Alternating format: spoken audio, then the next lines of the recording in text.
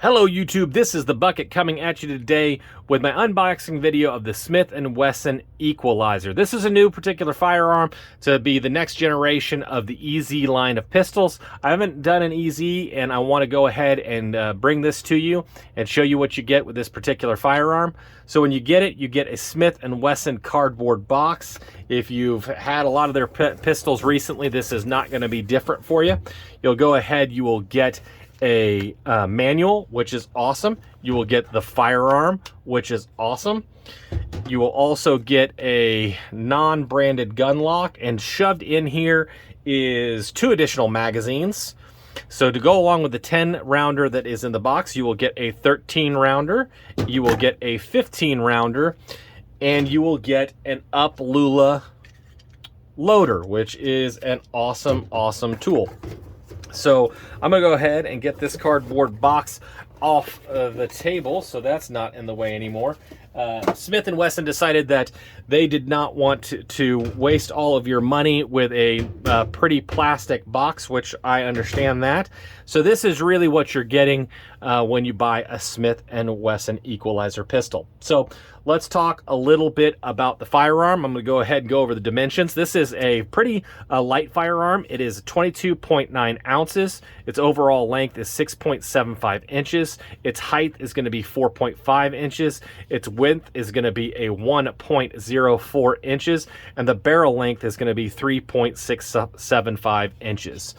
So when Smith & Wesson came out in 2018 with their EZ pistol, the idea behind the pistol was that there was a market of people that may struggle racking the slide, that maybe they've got manual dexterity issues, maybe they just don't possess the physical strength, maybe their hands aren't super big, and they came out with the EZ pistol.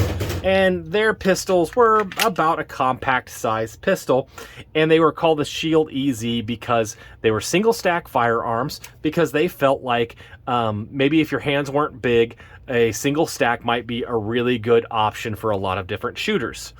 Also, they redesigned the slide and the recoil spring so it wouldn't be so hard to rack the slide. They added wings to the back of the pistol, which would allow it more gripping surface to allow it easier to operate the slide, which was a great option. And then they also made it a hammer fired, so it would act as a single action firearm, which would allow for a easier, more predictable pull of the trigger. So it was really designed for, you know, a market of people that, you know, weren't being served at that time. And it did them really good. They sold a lot of pistols, and it did very good for them.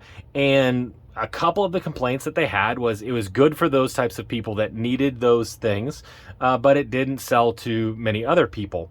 And so they decided to redesign the pistol, call it the Equalizer, and see if they could change up the market and change who they were selling their pistol to.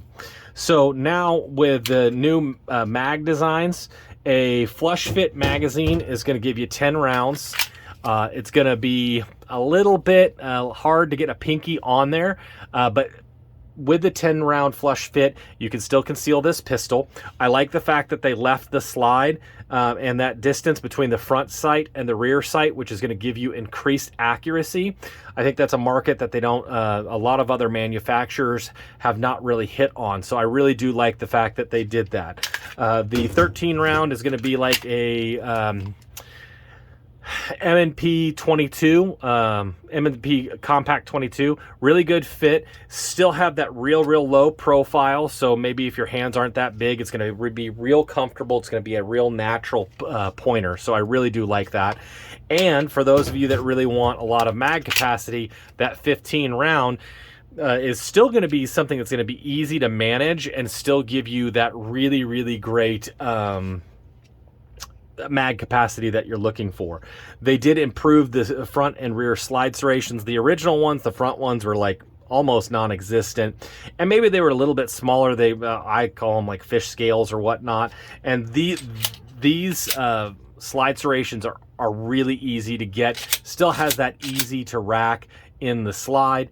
The wings are still on there a little bit, and unlike mine on my VP9SK, they're not so big that you're gonna worry about pinching that muffin top when you're holstering your pistol. So I think they did a really, really good job. They still maintained the internal hammer on this, which is gonna have that really, really nice single action trigger pull. So there's just a little bit of take up and then just a nice, clean, easy break. The reset is a little bit longer. It's not bad by any stretch of the imagination. It's very auditory, but the tactile nature, you're really not going to feel it on that trigger, you know, quite as easily, but then just, you know, really that nice crisp break as well. I really do think that they knocked it out of the park with this trigger. It feels great in the hand, and I mean, it feels like I'm holding a single stack, yet I got 15 rounds of capacity here, so this is awesome. It comes out of the box with big, bright white 3-dot sights, which is nice. You can go ahead and get these changed out for night sights if that's something that you want. And they also put an optic cut on here, and we're going to be talking about this little puppy right here in a minute. So let's go ahead and deal. Oh, the other thing I want to talk about is it does have a grip safety. That's never been a problem for me, and you know, this one just depresses really, really easy. It's going to make it so, well, you know, if to me, the idea that it's just going to reduce the idea that anything's going to come into your trigger guard and have that gun go off. So I know a lot of people really don't like it. I don't have a problem with it. You can get it with or without the manual safety. The only one that they had at the store was one with the manual safety, so that's the one I got. So there's that. As far as like shortcomings, things that I didn't like, is I do like the fact that they gave you a manual, and it's pretty extensive with pictures and everything that you would need. One of the things I didn't like is nowhere in there does it say what optic footprint this is, and it's a relatively new pistol, so it's not exactly easy to find on the internet. It is an RMSC footprint. Also, when I got it, it did not tell me what size hex Allen wrench that I needed to go ahead and get these screws off.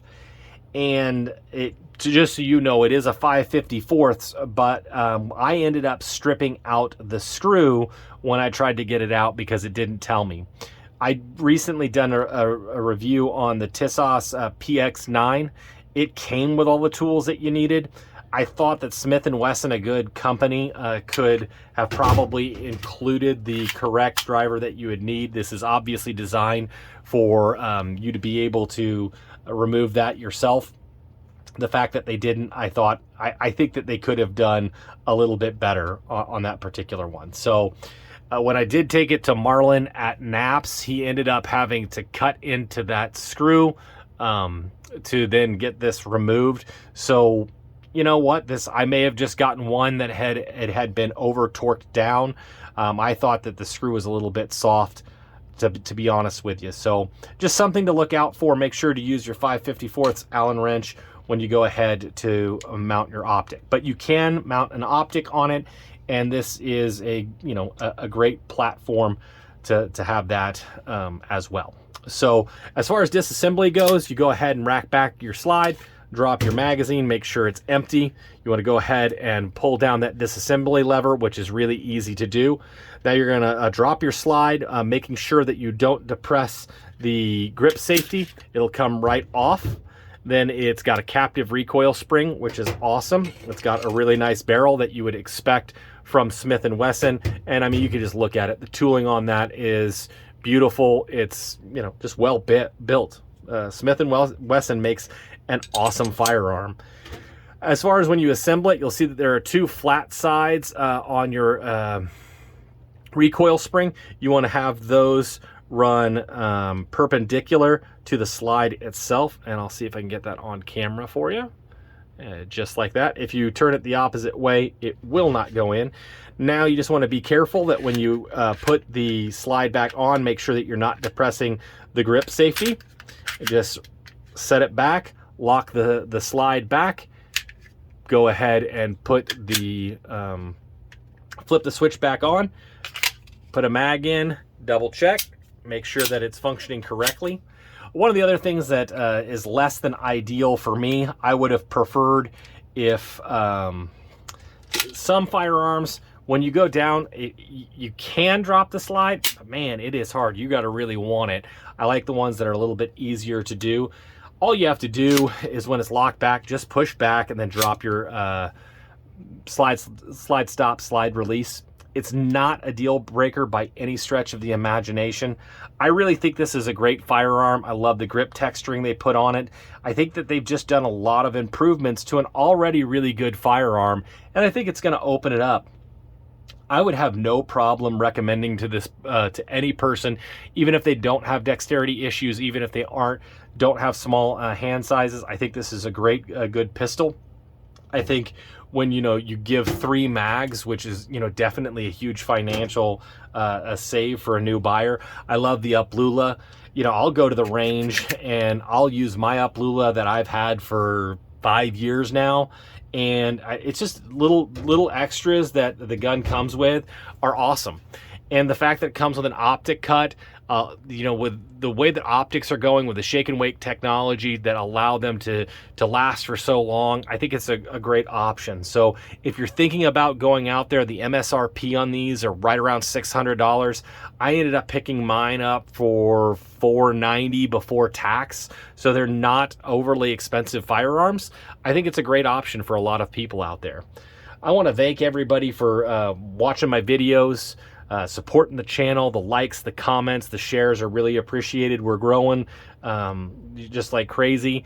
And as always, you stay classy, YouTube. Little middle baby bucket. Do you want to live in California? No! Why? Because I'm not a communist.